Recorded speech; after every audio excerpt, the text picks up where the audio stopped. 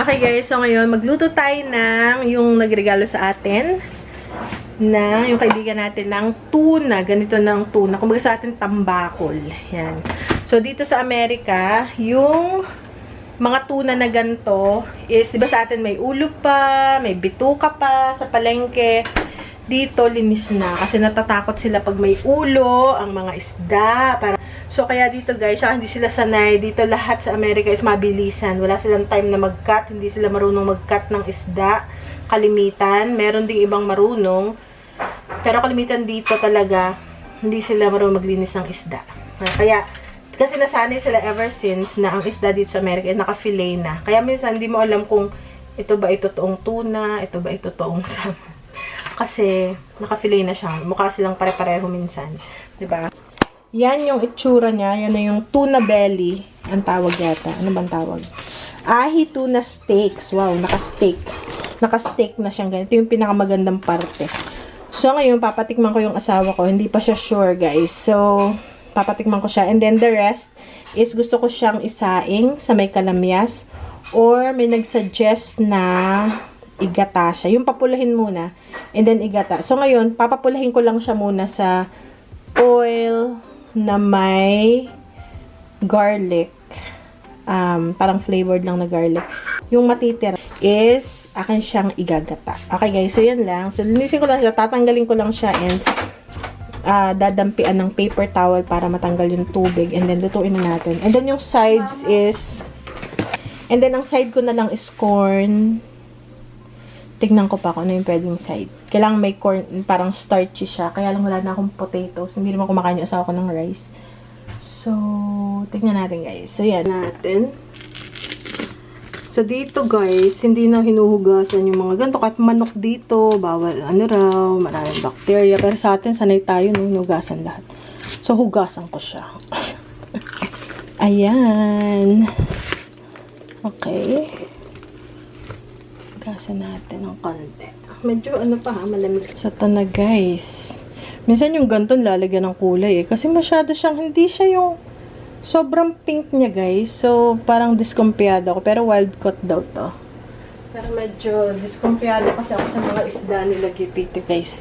Yung pati yung isang bagay kaya hindi ako kumakain ng isda na dito. Kasi minsan peke yung isda.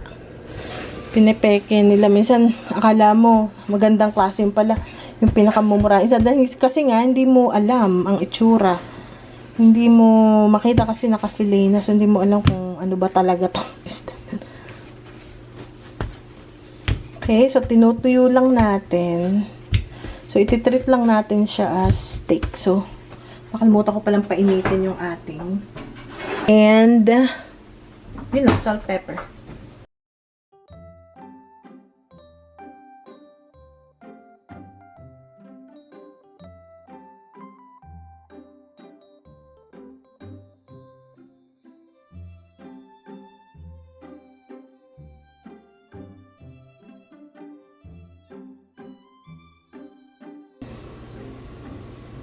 Okay. Alright. Now, ito na yung bawang. So, ilagay natin para i-flavor lang yung oil. Dapat pala kanina ko pag ginawa yun. Yung masusunog yan. Para may lasa siyang bawang. Ayaw nila. Ganyan ang sabi ko. Ayaw nila ng purong yung kinakain nila ang bawang. Ayaw nila. Gusto nila yung lasa. Kaya dito puro garlic powder ang uso. Yan. I-flavor lang natin yung oil. Tuna. Yung oil. Okay.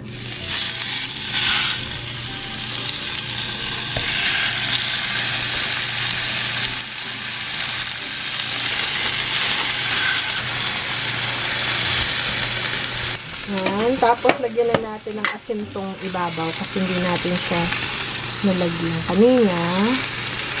Para may flavor na siya. Yan lang yung ano niya. Flavor.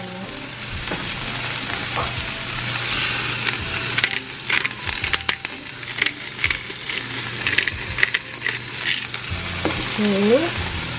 Ito yung garlic natin. Nandun sa side. Pampalasa lang siya. Andun lang siya. Sa tulok. Tapos tingnan lang natin Ooh, wow. Pag in-overcook mo siya, guys, ano siya, yung parang may kulay to, ha. Yan na, oh, parang siyang steak. Pag in-overcook mo siya, dun siya nagiging mas lalong fishy. So, avoid na, i-overcook siya.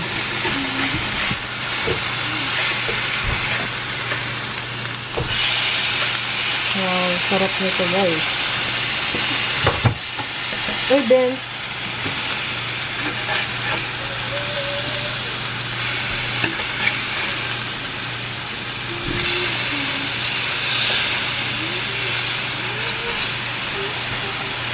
Mama, why is the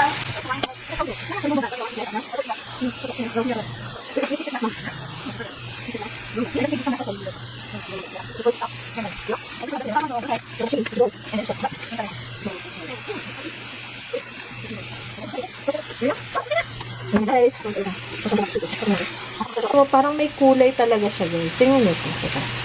Papakita ko sa inyo. Parang meron siyang, hindi ko alam normal ba yun, guys. Sa tingin ko, pag nagluluto lang tayo ng tambako sa test, wala naman yung parang pink-pink. Ito yun. Yun, oh. Ay, no, pink siya sa pero parang kanilaya ng medyo pink. Para maganda yung kulay. Ayan, oh. May sumusuka na pink. Hindi naman ganyan yung dugo. So, yung kaya hindi na ako bumibili, guys, dito ng ano, minsan di mo alam.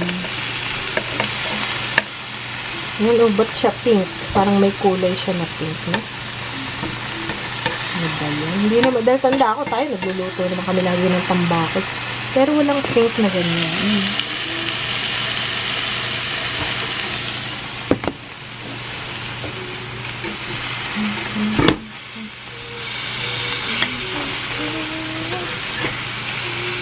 Pero, syempre, okay lang, kainin ko yan kahit na may pink siya.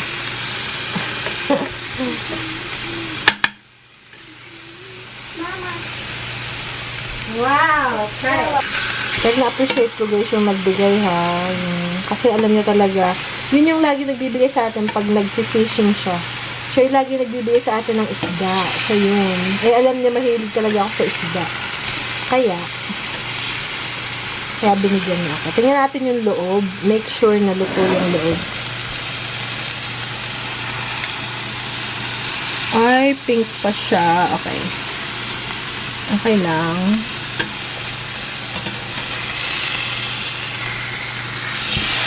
Okay. Ayan. Ang ganda ng kanyang itsura. Okay. Uy, guys, masarap siya. Lasa talaga siyang steak. Ayaw nating ma-over. So, medyo pink pa siya sa loob. Okay lang.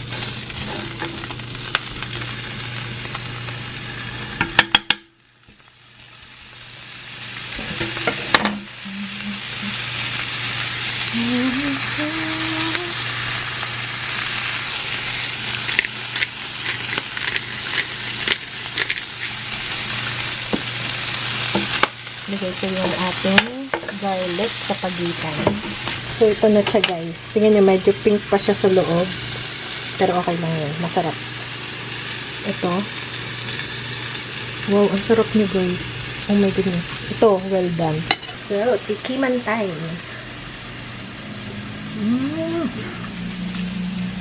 Medyo tough na siya. So, kailangan medyo tough siya.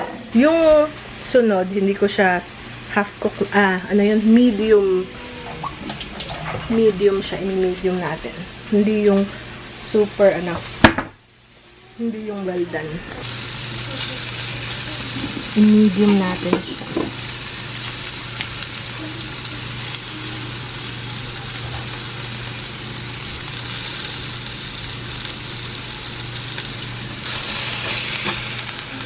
Ben, you want fish?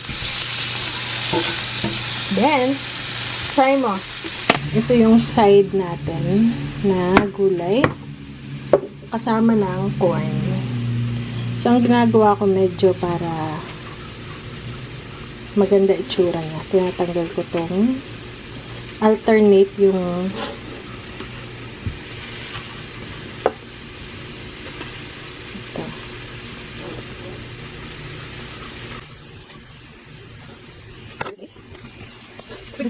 Okay,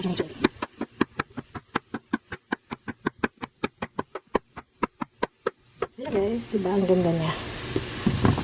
May design siya. Ganyan. Okay, so yan yung ating zucchini. Ito yung medyo hindi siya ganong kaluto. Unlike dito sa isa, lutong-luto. So, ganyan. Oh.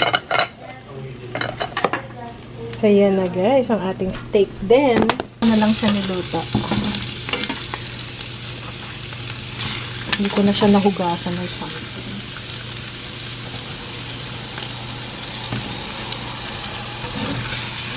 May garlic dyan. Bahala na. Bahala na. Ito na. Pinatay ko na yung apoy na mainit pa. And then, ayan, nihuli ko yung garlic. Okay guys. Scooping ko lang yung garlic. Yan na guys. So, ready to eat na. Tapos, ito rin yung ating corn. Yun lang. Ang lunch ng asawa ko. At ang steak natin. Na pag may natira, igata natin. So, yan na lang guys ang tira. Yung asawa ko lang kumain pa. Kasi ako kakakain ko lang nung stew na tira. Hindi pa ako kumakain. So, baka ito na yung tira. Kung di pa siya kakain ulit, ito na yung ating igagata. So, nagustuhan niya yung medyo medium lang. Ito, merong isa't kalahati na kain niya yung ganyang malaki. Masarap daw. Mas masarap daw yung medium rare. Yung medyo hilaw. Yung hindi naman hilaw. Basta kasi mas malambot. Tikim lang to guys. Hindi ko na tinuloy yung may karamyas dahil wala na akong time.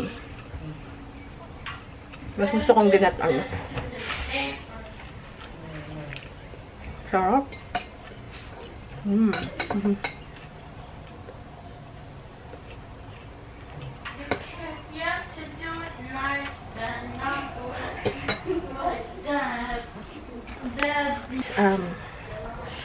Tapos na ako. Si Kuya, stew. Si Ben naman, sandwich lang. Mapihikan kasi si Ben. Hindi siya kakain yun.